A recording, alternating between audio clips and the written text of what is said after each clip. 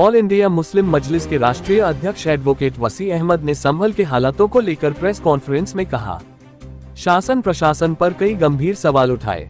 वहीं कांग्रेस सपा सहित सेकुलर दलों की बैलेंसिंग भूमिका पर अफसोस जाहिर करते हुए गोदी मीडिया की भूमिका को देश के सांप्रदायिक सौहार्द के लिए खतरा बताते हुए कहा कि सोशल मीडिया के माध्यम से संभल का जो सच निकलकर सामने आ रहा है वह काफी चौंकाने वाला है। एडवोकेट वसी अहमद ने संभल की जनता से आपसी सौहार्द और भाईचारा बनाए रखने की अपील करते हुए कहा, वकील साहब, आज ये प्रेस कॉन्फ्रेंस किस सिलसिले में बुलाई गई है?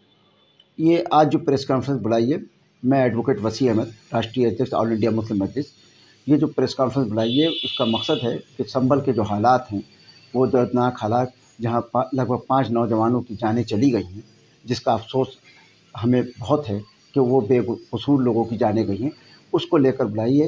क्योंकि संभल के जो भी हालात हैं वो सरकार द्वारा क्रिएट करे हुए हैं, आवाम का उसमें कोई दोष नहीं है। अगर कानूनी प्रक्रिया थी तो उसको कानूनी मुताबिक से ही निपटाना चाहिए था। मेरा पहला सवाल ये है कि जब सर्वे टीम मस्जिद का मुआयना करने जा रही थी तो उसके पीछे जो भीड़ चल रही थी और वो जो नारे लगा रही थी और पुलिस की मौजूदगी में नारे लगा रही थी, उस वक़्त पुलिस की क्या जिम्मेदारी थी? जब एक पक्ष नारे लगाएगा तो दूसरा पक्ष रिएक्ट करेगा। दूसरी बात, जब कोर्ट के आदेश से एक बार सर्वे हो चुका था तो दोबारा आदेश करने के लिए कोर्ट अधिकृत थी, प्रशासन अधिकृत नहीं था। डीएम साहब ने किस कैपेसिटी में, कानून की किस प्रक्रिया के तहत वो दोबारा आदेश दिया? तीसरी बात ये थी कि जब डीएम और एसएसपी, जैसा कि मस्जिद कमेटी के अध्यक्ष का बयान है कि डीएम एसएसपी साहब दोनों कह रहे थे कि हाउस का पानी जो है वो डंडा डाल के नाप लिया जाए, बेहतर होगा, तो एसडीएम साहिबा किस बुनियाद पर अड़ी और उन्होंने माहौल ख़राब करने का काम किया। तीसरी बात यह है कि सीओ साहब का जो रोल सामने आया है और जो मीडिया में आ रहा है कि वो अपनी नफ़रती भाषा का इस्तेमाल जो कर रहे थे, जिसका रिएक्शन में ये बवाल हुआ है और इसके लिए पूर्णतया प्रशासन के लोग जिम्मेदार हैं। कौन कितना जिम्मेदार है ये जांच का विषय है, ये उसमें तय होगा।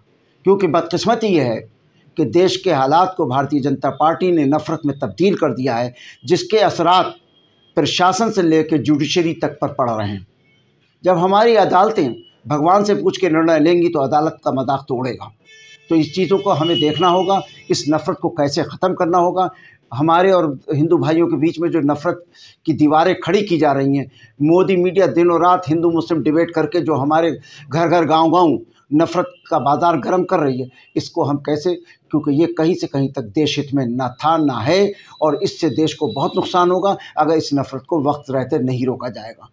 जहाँ तक हमारी सेकुलर पार्टियों का नाम है, वो इस वक्त दोनों को बैलेंस करने के चक्कर में स्टैंड नहीं ले पा रही हैं और ये नफ़रत का बाज़ार दिन ब दिन बढ़ता जा रहा है, जिसके लिए हर नागरिक की जिम्मेदारी है कि इस नफ़रत को रोकें, इसको कम करें। वरना आए दिन प्रशासन, ख़ास करके उत्तर प्रदेश का हाल ये कि मस्जिदों के ऊपर हमले हो रहे हैं, मस्जिदों के आगे नारे लगाए जा रहे हैं। वो कौन लोग हैं? लेकिन कोई कानूनी कार्रवाई नहीं हो रही है, जिससे हौसले बढ़ रहे हैं और इस तरह की मानसिकता के लोग दिन ब दिन बढ़ते चले जा रहे हैं। ये वही लोग थे जो भाई भाई बन के साथ साथ रहते थे, आज उनके दिल और दिमाग में इतनी नफ़रत पैदा कर दी है कि छोटे भाई बड़े भाई को नहीं छोड़ने को तैयार है। इस नफ़रत को रोकना हम सब की जिम्मेदारी होती है, चाहे वो बहराइच का कांड हो, चाहे अयोध्या कांड हो, चाहे संभल का कांड हो। दिन ब दिन जो उत्तर प्रदेश में कांड हो रहे हैं उसमें सिर्फ नफ़रत और नफ़रत की आग, और मोदी मीडिया का रोल इतना गंदा है कि वो जो अपने हक़ की आवाज़ उठाता है या तो उसे उग्रवादी या आतंकवादी के नाम देकर उसको बदनाम करने की कोशिश करते हैं। जब भी कोई अपने हक़ की बात करेगा तो उसको कोई टाइटल दे दिया जाता है। ये मोदी मीडिया इस देश को तबाह बर्बाद कर रहा है। हमें इसके बारे में सोशल मीडिया के ज़रिए इन ताकतों को रोकना होगा, क्योंकि मोदी मीडिया यहाँ के उद्योगपतियों ने ख़रीद लिया है और उद्योगपति जो कहेंगे मोदी मीडिया वही गाना गाएगा, जैसा कि हम देख रहे हैं और जैसा कि देश में हो रहा है। 1992 में बाबरी मस्जिद की शहादत के मौके पर उसको मैनेज करने के लिए कांग्रेस सरकार ने एक एक्ट पास किया था कि अब जो भी 1950 में जो जैसी धार्मिक स्थल है उसमें कोई रद्दोबदल नहीं की जाएगी। और उसके बाद बाबरी मस्जिद के जजमेंट में भी इसका जिक्र आया कि उस एक्ट, बाबरी मस्जिद के अलावा बाकी चीज़ों पर वो एक्ट लागू रहेगा। लेकिन क्योंकि अब अदालतों में दिन ब दिन रोज़ मुकदमे बढ़ते चले जा रहे हैं और उस एक्ट की अहमियत ख़त्म होती चली जा रही है, अदालतें उसको कंसीडर नहीं कर रही हैं, ये भी चिंता का विषय है। और दिन ब दिन एक जो तबका एक्सट्रीमिस्ट कहिए, जो बहुत शिद्दत पसंद वाला तबका है, वो रोज़ एक मस्जिद के नीचे मंदिर निकाल रहा है। और इस तरीके से अब तक लगभग 150-200 मस्जिदों की लिस्ट आ चुकी है कि उनके सब मंदिरों पे बनी है। 300 साल 400 साल से किसी को नहीं पता, बगैर किसी सबूत के, बगैर किसी चीज़ के सब मस्जिदों के नीचे मंदिर निकल रहे हैं। बाबरी मस्जिद का जजमेंट खुद बता रहा है कि कोई मंदिर तोड़कर मस्जिद नहीं बनाई गई थी, लेकिन आस्था के बुनियाद पर जजमेंट किया गया है। इसी तरीके से अब वो आस्था के आधार, कानून कहाँ है और आस्था कहाँ है, इस पर झगड़ा हो रहा है और दिन ब दिन ये नफ़रत बढ़ रही है। इसको कैसे रोका जाए, इसके देश के ज़िम्मेदार लोगों को बैठ के सोचना होगा, क्योंकि भारतीय जनता पार्टी अपनी सत्ता को बनाए रखने के लिए इस नफ़रत के खेल को बरकरार रखना चाहती है। क्योंकि उसने इसका एक्सपेरिमेंट गुजरात में किया था, अब वो पूरे देश में उसका तजुर्बा करना चाहती है और उसके ज़रिए अपनी सत्ता को कायम रखना चाहती है। इसलिए मैं देश के ज़िम्मेदार नागरिकों से अपील करूँगा कि वो इस मुद्दों पर आगे आएँ और सच्चाई को सामने लाएँ और आवाम को जो गुमराह कर रहा है मीडिया, उसका मुकाबला करें और अपनी अपनी स्पीचें और अपने अपने वीडियो के ज़रिए लोगों के माहौल को साजगार करें। वकील साहब, जैसे कि मोहन भागवत का एक बयान कुछ समय पहले आया था कि मस्जिदों के अंदर मंदिरों को न तराशें, उसको कहाँ तक आप सही मानते हैं?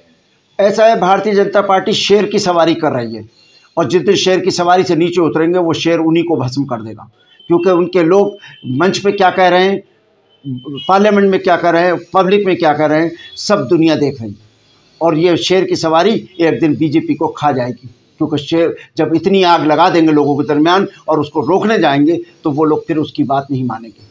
कभी भी भीड़ जब शिद्दत इख्तियार कर लेती है तो किसी नेता की बात नहीं सुनती। संभल के मुतालिक मैं कहना चाहूँगा कि जिस तरीके से प्रशासन कह रहा है कि वहाँ के MP MLA को मुकदमे में शरीक किया गया, जबकि वो मौके पे वहाँ सभासद लेवल तक का नेता वहाँ मौजूद नहीं था, लेकिन ये एक तरफा कार्रवाई करके खौफ पैदा किया जा रहा है, एक वर्ग को डराया जा रहा है, उनको ऊपर फर्जी मुकदमे लगाए जा रहे हैं। ये एक माहौल पूरे उत्तर प्रदेश में बन चुका है। हज़ारों लोग गौकशी के नाम पर फर्जी मुकदमों में जेल पड़े, जेलें भरी पड़ी हैं और दिन ब दिन जेलों में तादाद बढ़ती चली जा रही। एक तरफा कार्रवाई से प्रशासन उनका है, वो जो चाहते हैं उसमें तय कर रहे हैं। जांचें भी उसी हिसाब से हो रही हैं और जो असली मुल्ज़िम हैं वो असेंबली में बैठे हैं, उनकी लिस्टें जारी हो चुकी। 40-40 और 50-50 मुकदमों के मुल्ज़िम असेंबली में बैठे हैं, लेकिन वो भारतीय जनता पार्टी के साथ हैं, इसलिए उनके ऊपर कोई कार्रवाई नहीं हो रही है। विपक्ष जो आवाज़ उठाने की कोशिश कर रहा है उसको फर्जी मुकदमों में फांस के उसको जेल की सलाखों के पीछे भेजा जा रहा है, ताकि कोई अपनी आवाज़ मौजूदा सरकार के खिलाफ उठाने लायक ना रहे। संभल की आवाम को क्या संदेश देना चाहेंगे?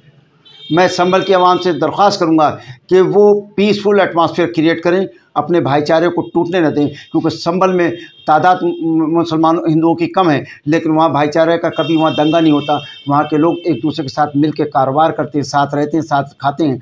तो उस भाईचारे को टूटने न दें और वहाँ पे जो कुछ हुआ है उसका टोटल जिम्मेदार वहाँ का प्रशासन है और उसमें जो आवाम का कोई दखल नहीं है। ना हिंदू आवाम आगे आई है, ना हिंदू आवाम ने लड़ा है, बल्कि मुसलमानों को ही एक तरफ से मुसलमान वर्सेस प्रशासन की लड़ाई हुई है। हिंदू मुसलमान दंगा ना था, ना है, ना हुआ है।